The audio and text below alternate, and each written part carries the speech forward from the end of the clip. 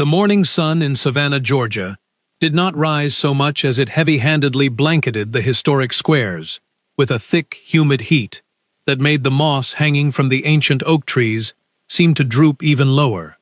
Through this sweltering air, Dorothy Tenorio, known to everyone who loved her simply as Dolly, pedaled with steady, quiet determination, her calves aching as she guided a heavy, rusted bicycle across the uneven cobblestones of the historic district.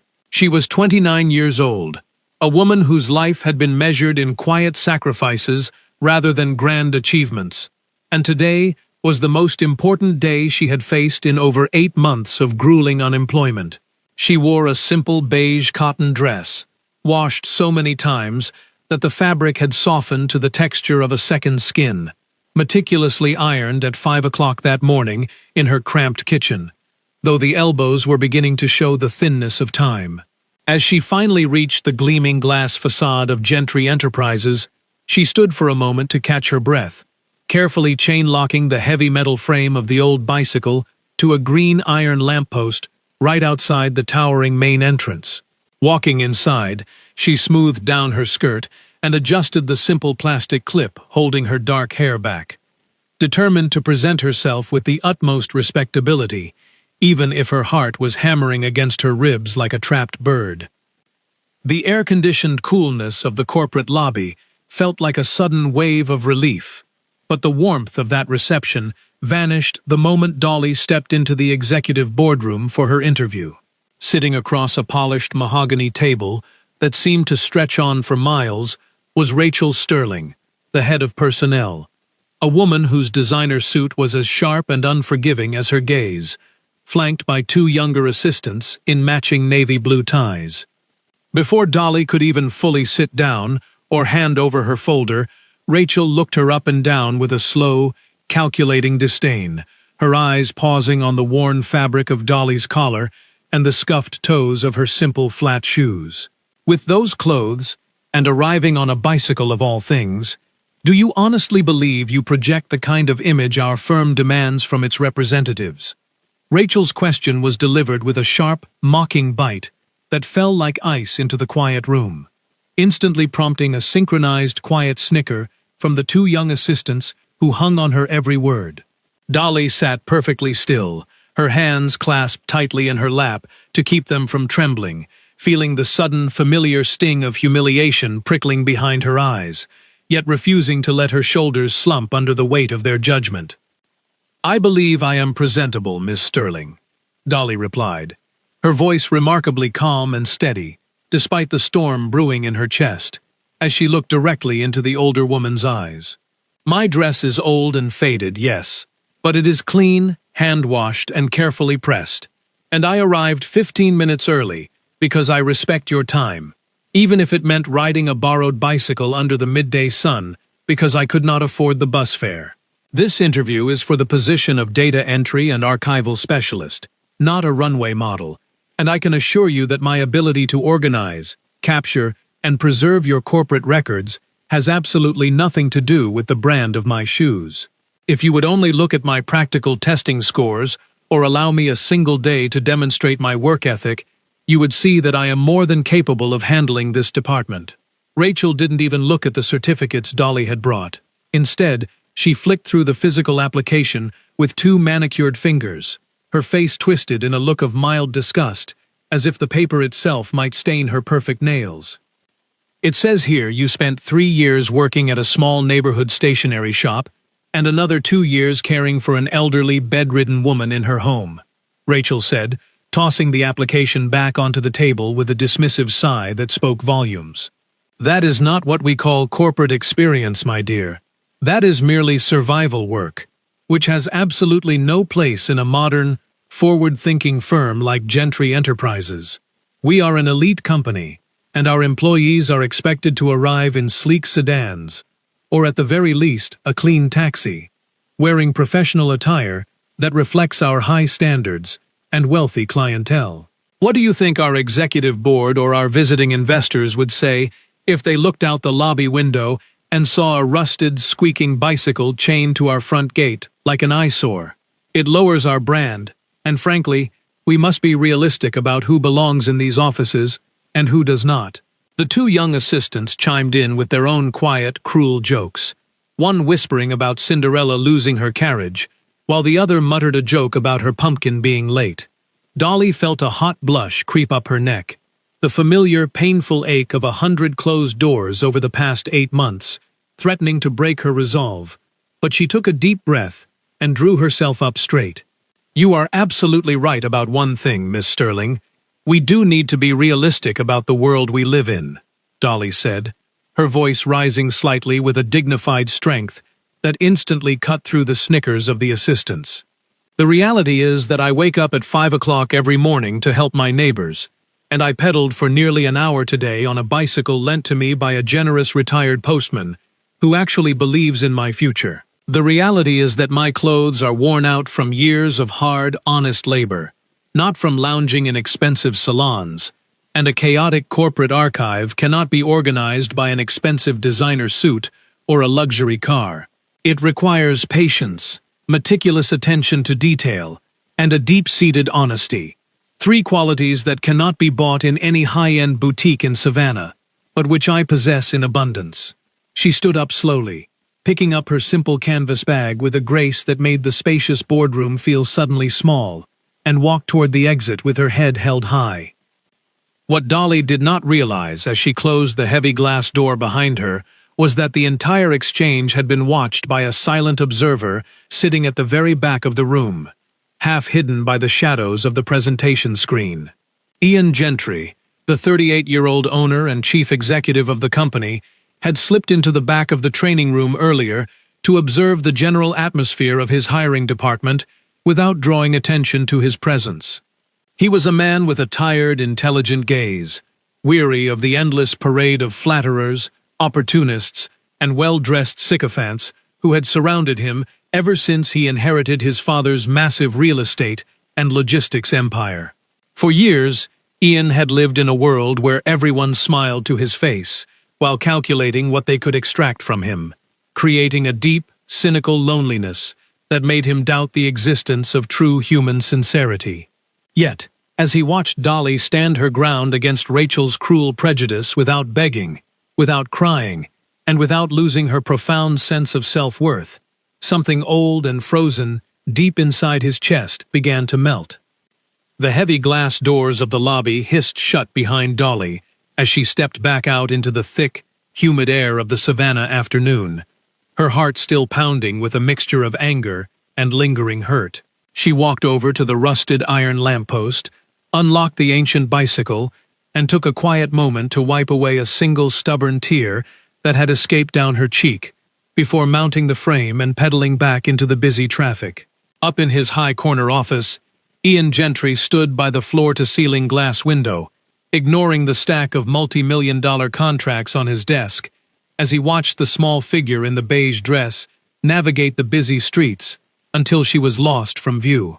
He immediately picked up his desk phone and summoned his personal assistant, Matthew, a loyal and soft-spoken man who had been with the Gentry family for over a decade. "Matthew, I need you to do something for me quietly," Ian said, his voice carrying a rare, focused intensity that caught the assistant's attention. During the midday interviews for the archival position, there was a young woman who arrived on an old bicycle and wore a simple beige cotton dress. "I want her full application file on my desk within the hour, and I want you to ensure Rachel Sterling knows absolutely nothing about this request." Less than 40 minutes later, Matthew returned with a single manila folder, placing it gently on the dark walnut desk, before standing quietly as his employer opened it with eager hands. Ian read through the pages twice, his eyes lingering on the neat, handwritten details. Dorothy, Dolly, Tenorio, 29 years old, residing in a modest neighborhood on the outskirts of the city, with reference letters from a local bookstore owner and a community clinic doctor. The file also contained a small handwritten note from her previous employer, an elderly woman whom Dolly had cared for until her peaceful passing, praising her absolute honesty, her untiring patience, and her rare capacity for empathy under difficult circumstances. Where Rachel Sterling had seen a total lack of corporate prestige and a low-class background, Ian Gentry saw the portrait of a woman who had spent her youth sacrificing her own ambitions to care for others, surviving on honest sweat and unbroken dignity.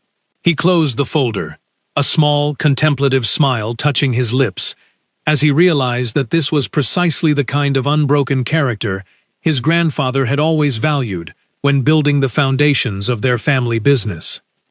"Matthew," Ian said quietly, leaning back in his leather chair as he tapped the cover of the folder. "Do we have any indication of where we might find her during the weekend, without making this look like an official corporate summons?" Matthew nodded, having already done a bit of discreet research before bringing the file up.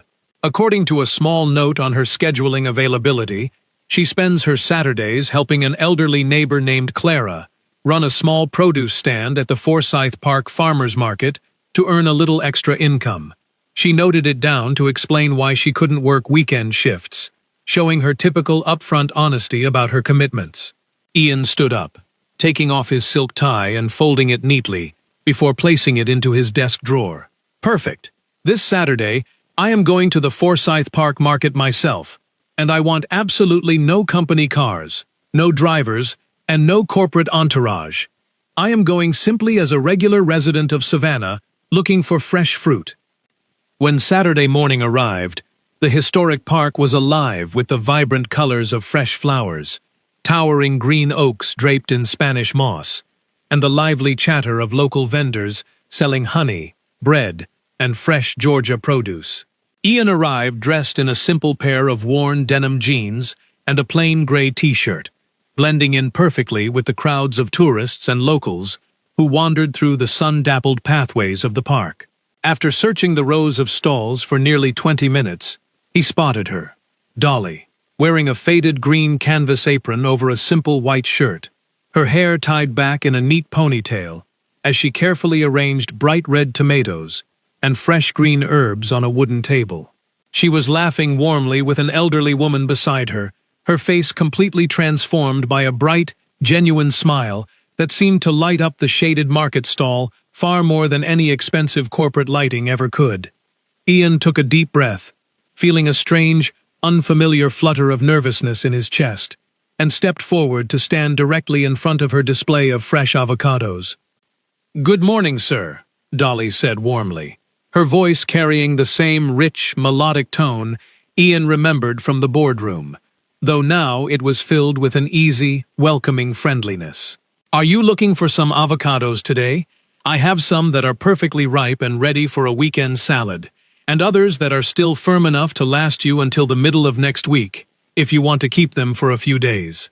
Ian looked down at the green fruit, then up into her clear, honest eyes, realizing that she had absolutely no idea who he was, seeing him only as another neighbor enjoying a sunny Saturday morning. "I think I will take a few of the firmer ones, please," Ian replied, his voice relaxed as he tried to match her casual tone. "I will trust your judgment on which ones will last until Thursday. I have never been very good at picking the right ones myself."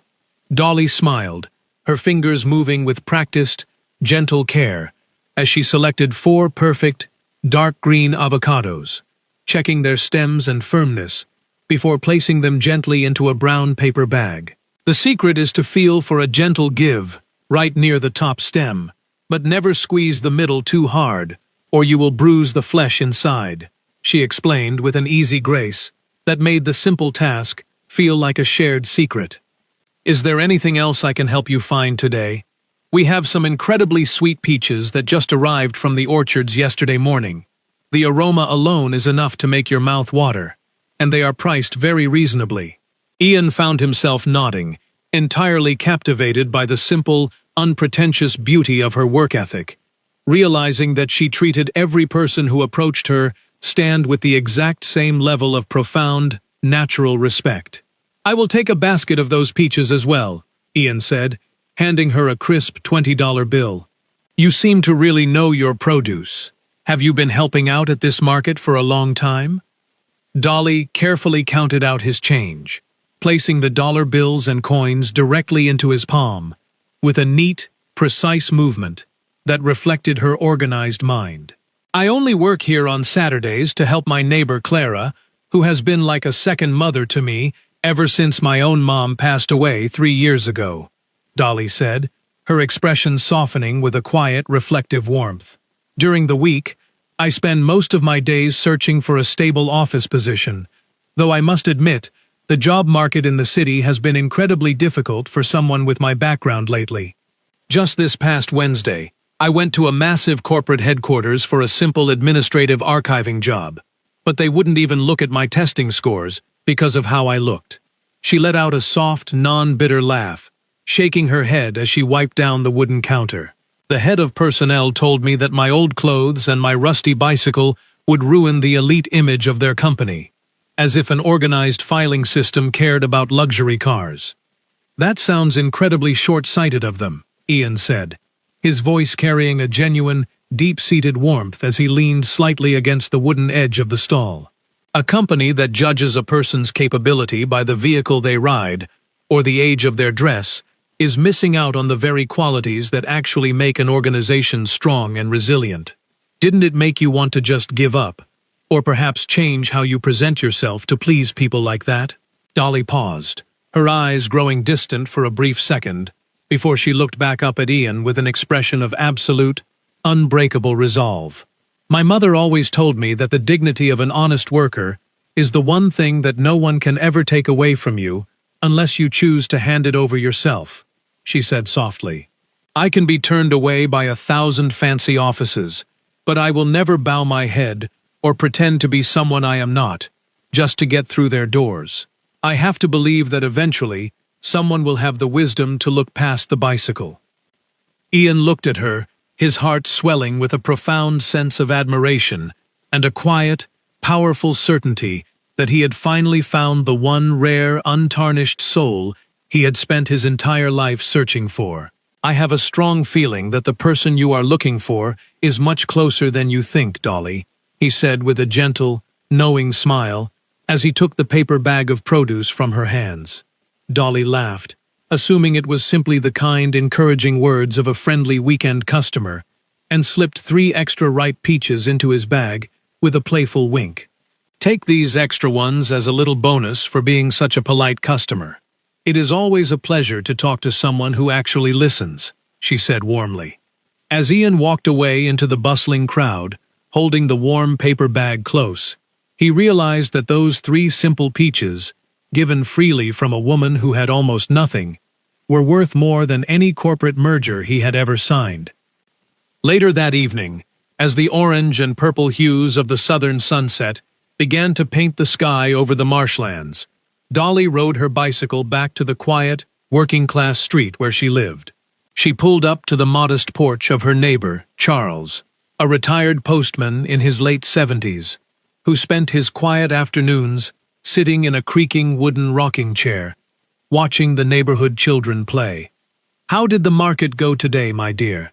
Charles asked, his voice rough but deeply affectionate, as Dolly carefully wheeled the old, squeaking bicycle up his wooden steps to park it in its usual spot. "It went wonderfully, Charles," Dolly replied, sitting down on the top step and pulling her knees to her chest, with a tired but happy sigh. "We sold almost every single basket of peaches, and I even had a very strange, pleasant conversation with a customer who bought a whole bag of avocados he clearly didn't know what to do with." Charles chucked softly, his eyes crinkling at the corners, as he reached over to pat the rusted metal handlebars of the old bicycle. "You know, Dolly, this old bike has a lot of miles and a lot of history built into its frame. My late wife used to ride it to the community garden every single morning for over 35 years, the old man said softly. "When she passed away, I couldn't bear the thought of selling it or throwing it away. But seeing you ride it out every morning to chase your dreams has given this old metal a completely new life. Never let those wealthy folks in their fancy cars make you feel small for riding this bike, because things that are preserved with love and care will always carry you further than luxury items bought with cold money." Dolly smiled, leaning her head against his knee, feeling the deep, comforting truth of his words wash over her tired spirit. "Thank you, Charles," she whispered. "Sometimes I get so tired of the closed doors, but when I ride this bike, I feel like I am carrying a piece of everyone who believes in me." Meanwhile, across the city in the quiet luxury of his private estate, Ian Gentry sat at his dining table, slowly eating one of the sweet peaches Dolly had given him, his mind completely made up about the decision he had to make. On Monday morning, before the daily corporate operations had even fully begun, Ian walked down to the personnel department, his sudden presence sending a visible wave of panic through the staff, who were used to seeing him only in executive boardrooms. He walked straight into Rachel Sterling's office, where she was busy sipping her morning coffee and reviewing her schedule. "Miss Sterling," Ian said, his tone carrying a cold, professional authority that brooked absolutely no argument. "I want you to officially hire Dorothy Tenorio for the archival and data entry specialist position immediately, and I want her contract finalized and sent to her home address by the end of the day." Rachel nearly choked on her coffee, her face twisting in a mixture of profound shock and deep indignation as she stared at her employer. "But Mr. Gentry, that girl is completely unsuited for our office culture. She arrived looking like a vagrant on a rusted bicycle, and she has absolutely no corporate experience on her resume," Rachel argued, her voice rising in a desperate bid to defend her authority. "It would set a terrible precedent for our image, and I already have several highly qualified candidates from prestigious local families who are waiting for my call." Ian leaned over her desk, his eyes narrowing with a quiet, dangerous intensity that made Rachel freeze. "You will hire her because she possesses an unmatched level of competence, honesty, and personal integrity, qualities that this department seems to be sorely lacking lately. You will treat her with the utmost professional respect, and if I hear of a single instance of mistreatment, I will personally review the management of this entire department." Dolly could hardly believe her eyes when she opened her mailbox on Wednesday afternoon to find an official employment contract from Gentry Enterprises, offering her the position with a generous starting salary and full benefits.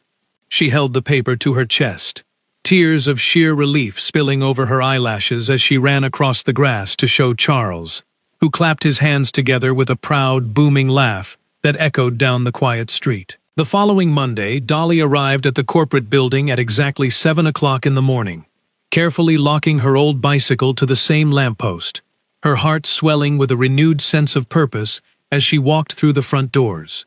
She was escorted down to the basement archives by a stiff, silent Rachel Sterling, who handed her a heavy ring of keys and a massive stack of unorganized folders with a tight, artificial smile that did not reach her cold eyes. "Here is your kingdom, Dorothy," Rachel said with a quiet sneer before turning on her heel. "Let us see if your legendary work ethic can actually bring some order to this absolute disaster of a department." The archives were indeed an absolute nightmare of neglected corporate history.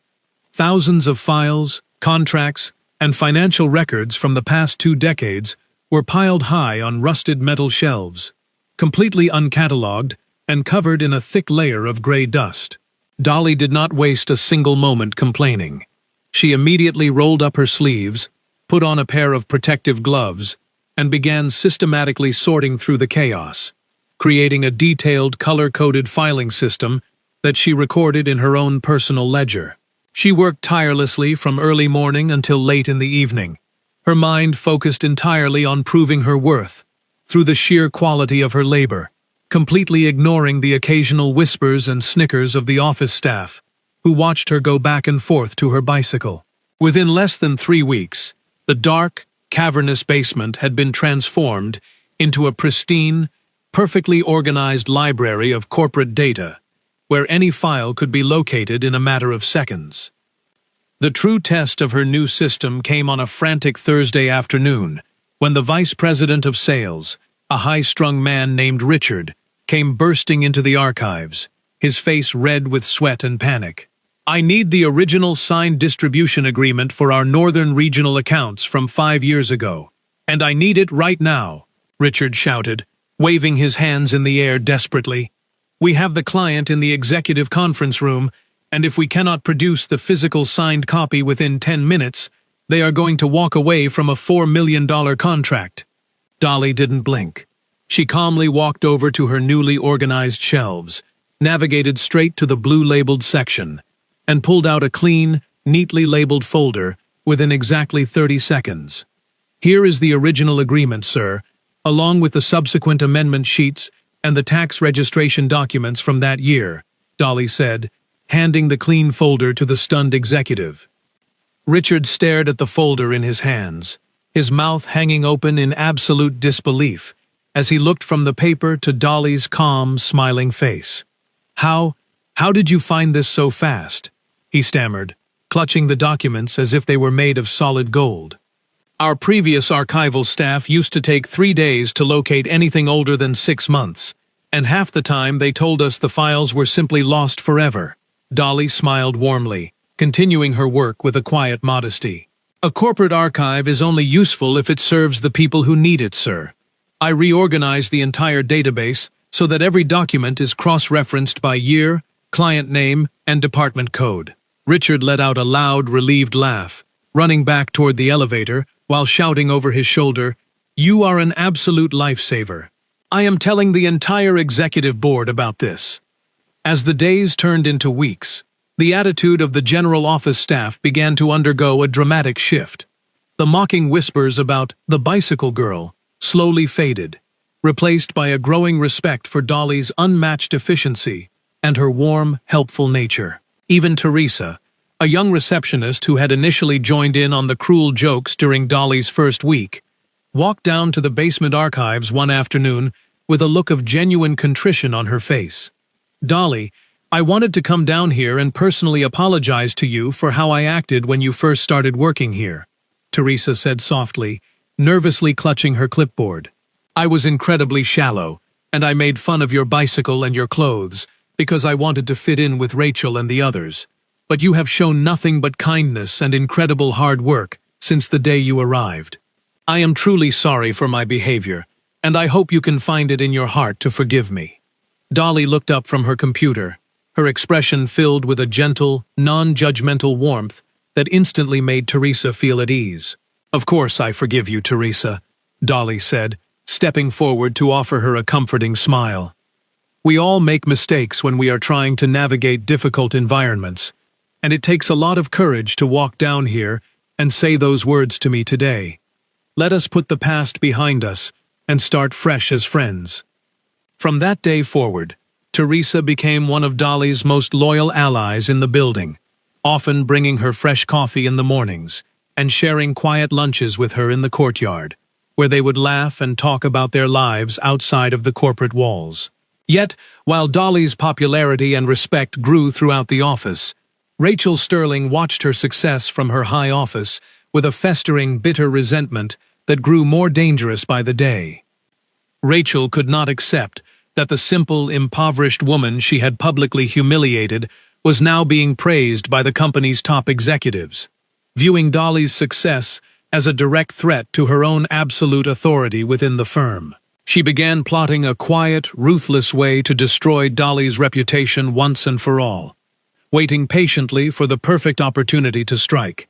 That opportunity finally arrived during the final week of the fiscal quarter, when a significant amount of petty cash, specifically $1,500 in cash, was discovered missing from the safe in the main administrative office.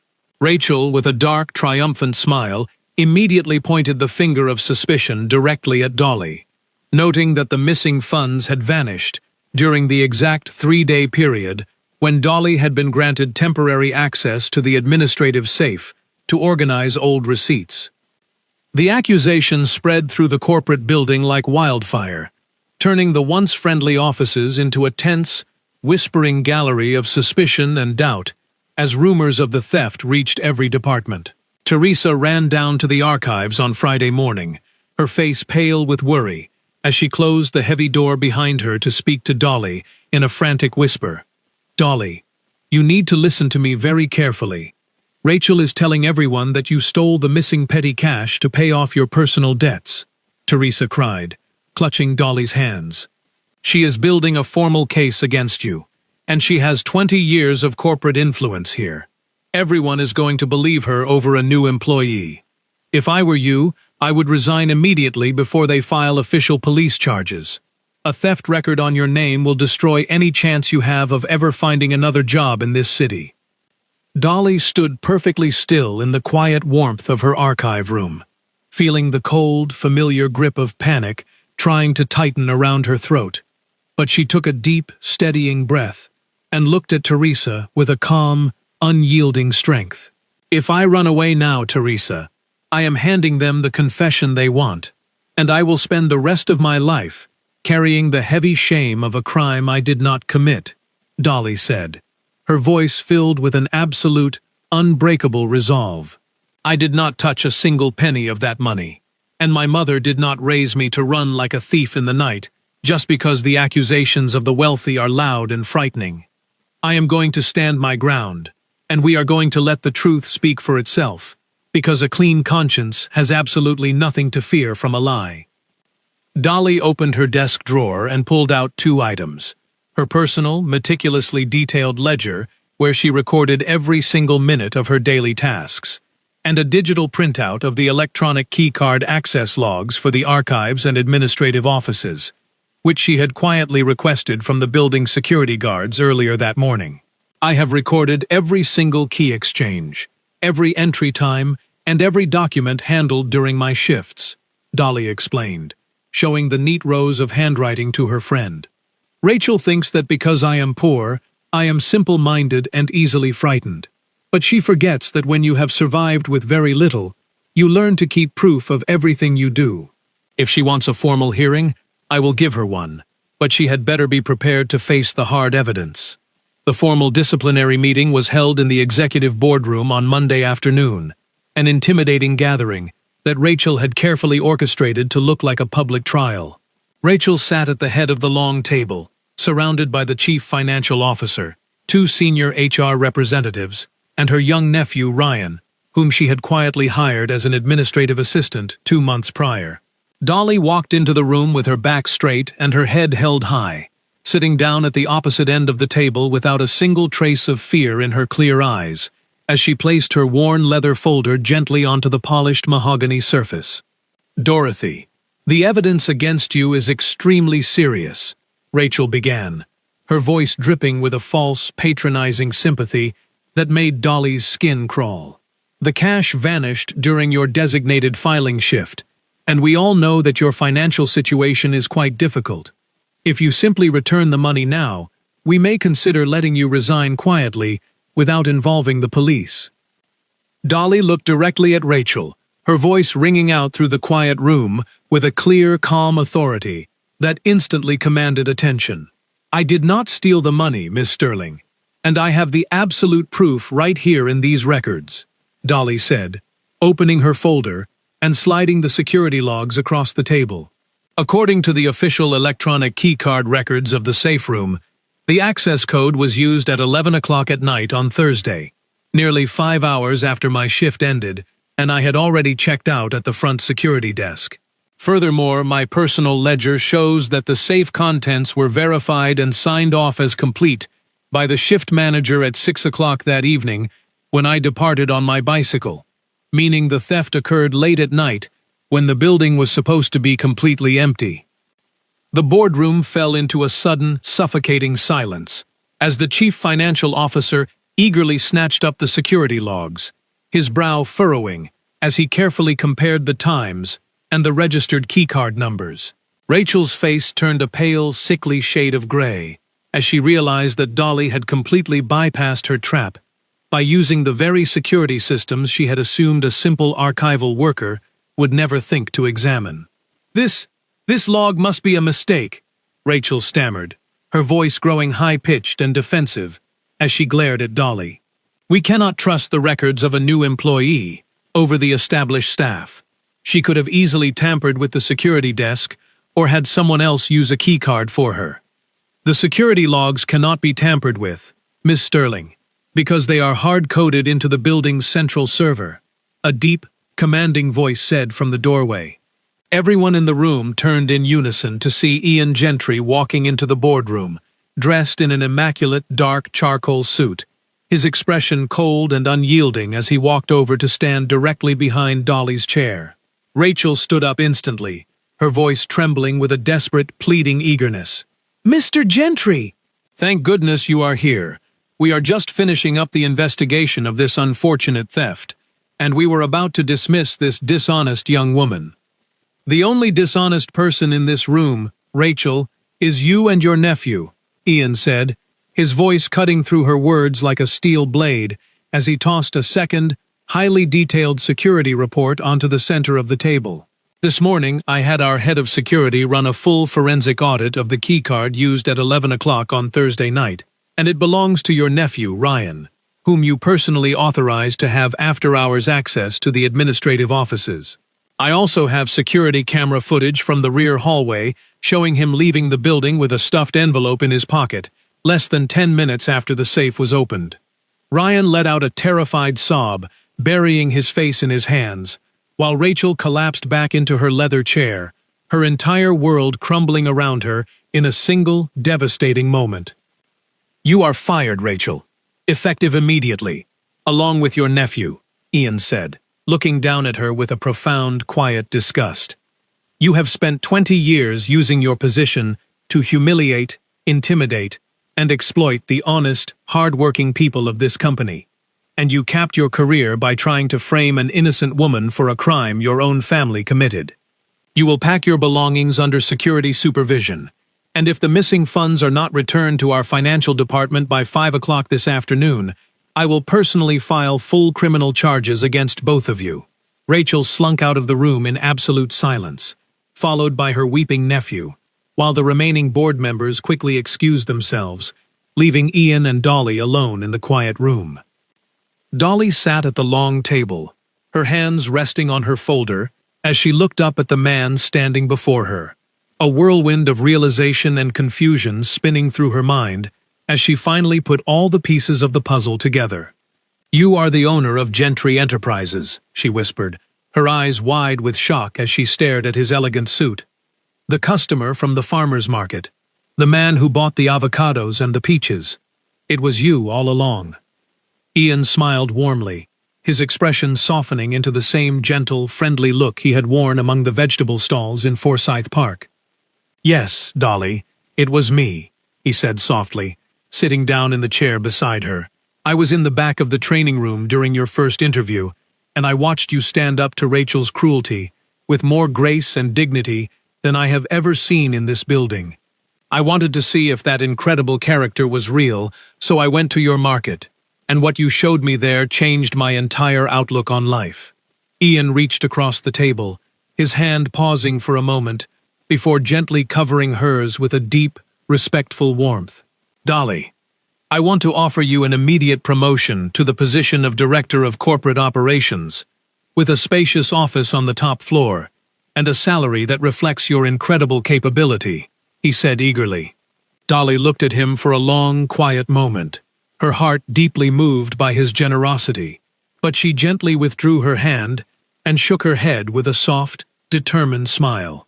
"No, Ian, thank you, but I cannot accept a promotion like that right now," she said firmly. "If you elevate me to the top floor overnight, simply because of what happened today, everyone in this building will whisper that the poor girl used her personal connection with the owner to climb the ladder, and my hard-won professional reputation will be ruined before it even begins. I want to earn every single step of my career in this company, through the quality of my actual work, peldaño a peldaño, so that no one can ever look me in the eye and say I didn't deserve it," Dolly explained, her voice carrying that same beautiful, stubborn pride that had first captured his heart. "Let me remain in the archives for now, and let me apply for promotions through the proper, competitive channels as they become available.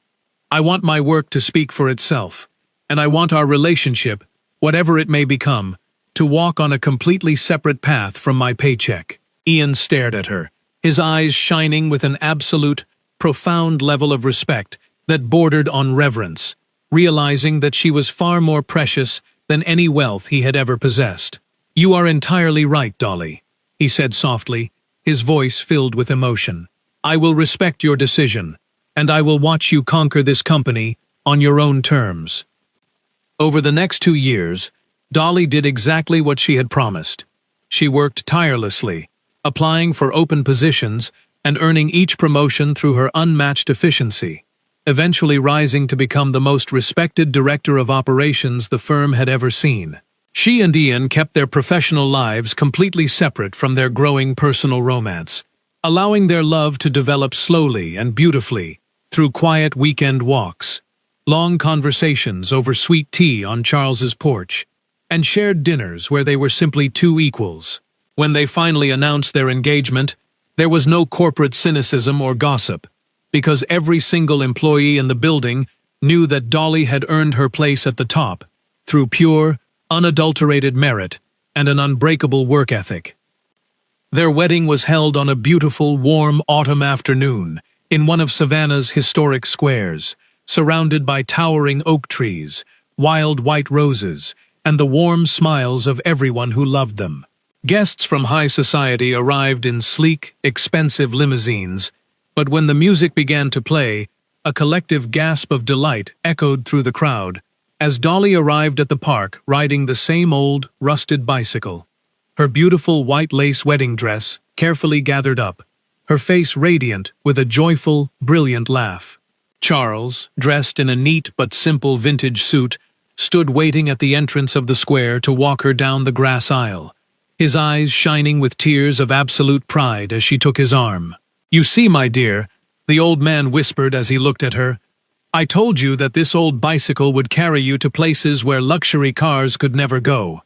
The bike only carried your frame, but it was your beautiful, stubborn dignity that brought you all the way to this beautiful day." As we look back on the long, winding path of Dorothy Tenorio's life, we are reminded of a profound, timeless truth that our modern, fast-paced world so often forgets. The true value of a human soul can never be measured by the outward trappings of wealth, the brand of our clothes, or the vehicles we use to navigate our daily struggles. In our endless, frantic pursuit of status and material success, we often fall into the shallow trap of judging others by their immediate presentation, closing doors on beautiful, brilliant minds simply because their struggles are visible and their pockets are light. Yet, real wealth, the kind that survives the storms of time, betrayal, and loss, is forged in the quiet fire of our personal integrity, our willingness to work hard without complaint, and our absolute refusal to hang our heads in the face of unjust humiliation. True dignity is not something that can be bought in a boutique or displayed on a corporate resume. It is a quiet, internal sanctuary that belongs entirely to us, a sacred light that no amount of poverty can ever dim unless we choose to extinguish it ourselves.